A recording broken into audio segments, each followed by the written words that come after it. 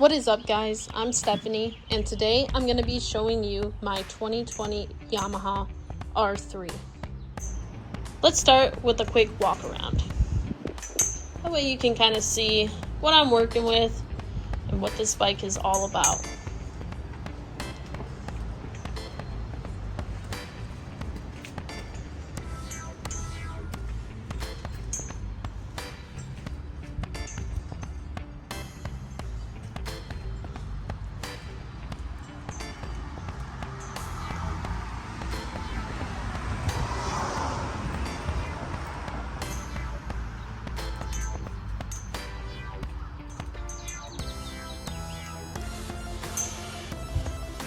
So I bought this bike back in 2020, brand new, straight out of the crate.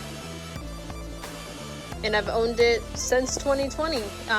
It was my second bike. I first started on a 2014 Honda Grom that was bored out, so it was a little quicker, but I started on a Grom just so I can learn clutch and understanding the friction zone.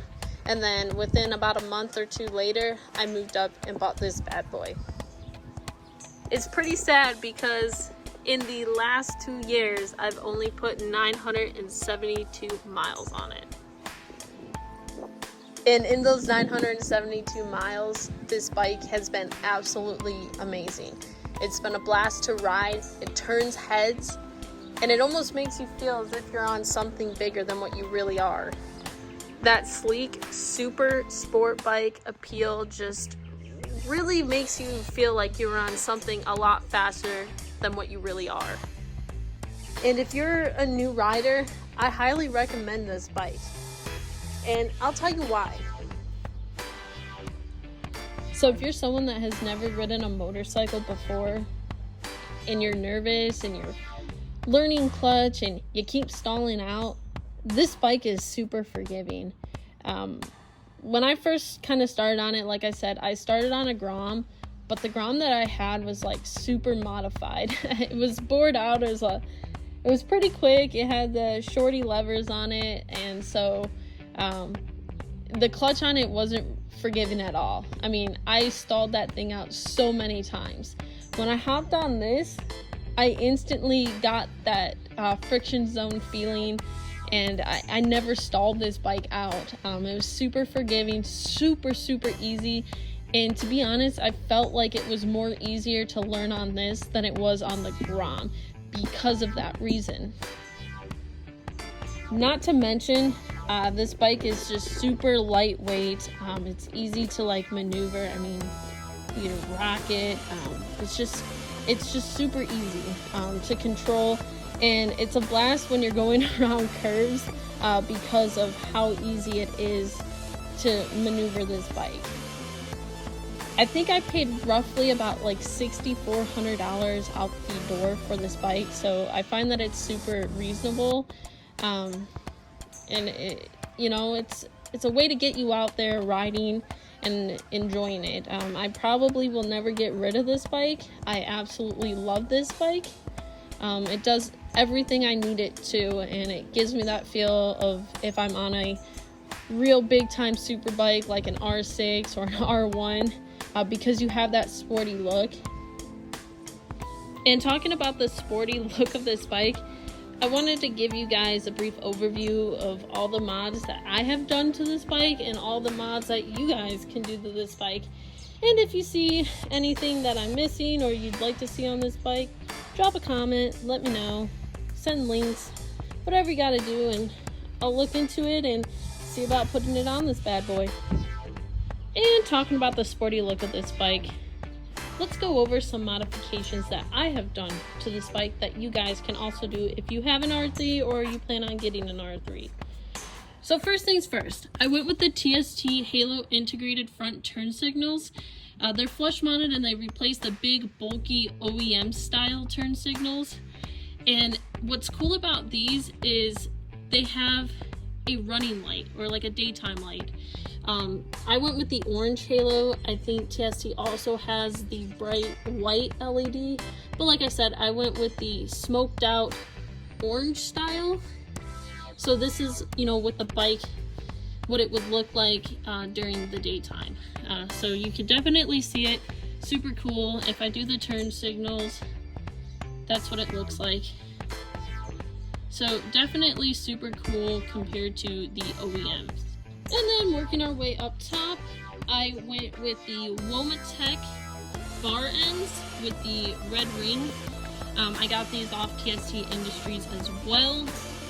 And then I went with the aftermarket brake and clutch levers. These are by Poison Scorpion. So they're super nice. I believe they're really good quality. And the best part that I like about them is to kind of dial them into how you like them. It's just a matter of turning this. So super easy, super cool. And then I also did an aftermarket clutch cable adjuster. Nothing special, your eBay special, pay 10 bucks for it. But it gives the bike a nice, you know, look to it with the red. And then I always get asked questions about what foam mount is best for the R3. I did a lot of reviews and it was really hard to come by like which one to go with, because you had the ram mount, you had the quad lock, and you just had some other like brands. But after kind of doing my review and investigation about like what foam mount is best, I decided to go with the SP Connect. And it basically, you have 2 screws on each side that look like this. I put it on the clutch side because it was away from the key, so this one's a little close, so if I put it over here it would bump the key, and so decided to go with this one. And it's super easy to use. I'll show you guys that. So basically when you buy the foam mount kit, you get to pick out a phone case, and the phone case looks like this. Super nice quality, and yeah, and it's, like I said, super easy. So this is the locking system.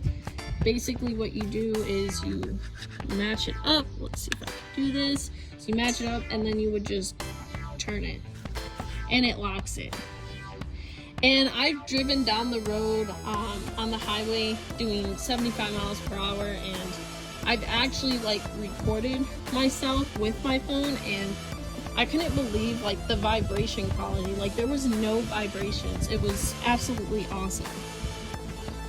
And then moving along, you know, you gotta get a key tag, right? Like, come on. Everybody has to have a key tag. I went with this one. Nothing special. So now moving to the back of the bike, I decided to get a fender eliminator kit. This eliminator kit is by TST Industries, and it came with the license plate light. Super easy to hook up. It's just a matter of like replacing this entire plate, so really easy. And then I also decided to go with the TST integrated tail light. This thing is super cool, and it gives the bike a lot cleaner look than having that big bulky fender that comes all the way out to here and just looks absolutely hideous. And with this light, it has an integrated flashing brake light.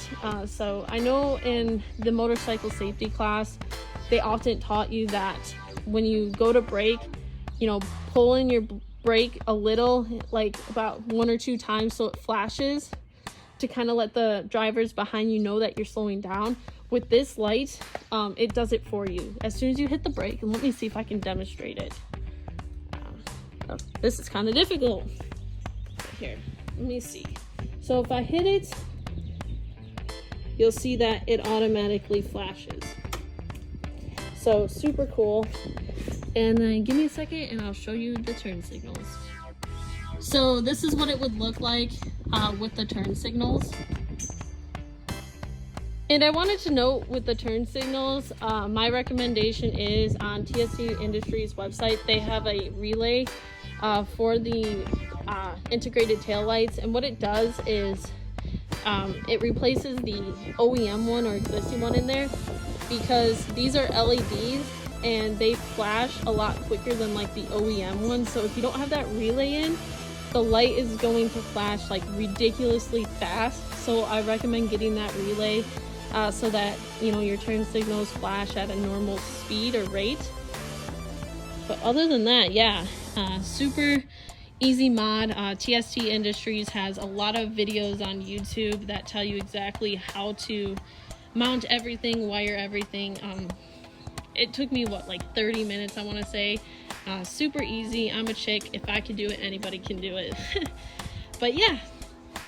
And then moving in over towards the exhaust side, I went with a Leo Vince LV10 slip-on exhaust.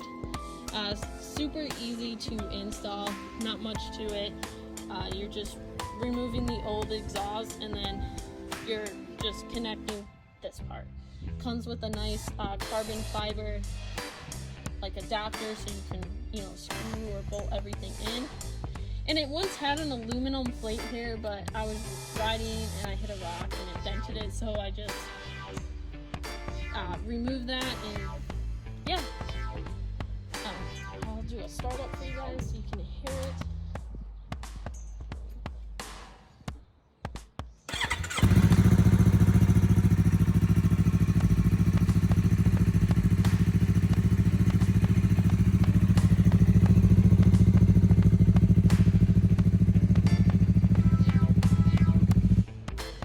Nothing major, but it looks a lot cleaner, and it does give it a little bit, you know, louder sound to it. Not by much, but you definitely hear it more when you're riding it versus when it's sitting here idle.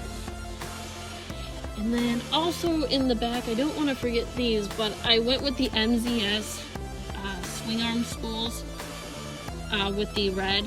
Again, the red kind of matches everything else and just is a quick little mod and looks super clean. And if you ever decide to mount your bike, easier to just mount it to here than it is on these bolts. So you just mount it right here, lift your bike, and you're good to go. So yeah, with that being said, this is my 2020 Yamaha R3. Make sure to drop a like and a comment, and like I said, if you guys want to see any other mods on this bike, leave a comment below, maybe a link, and I'll see about getting them. And if you have any questions, as always, leave a comment. Thanks guys, peace.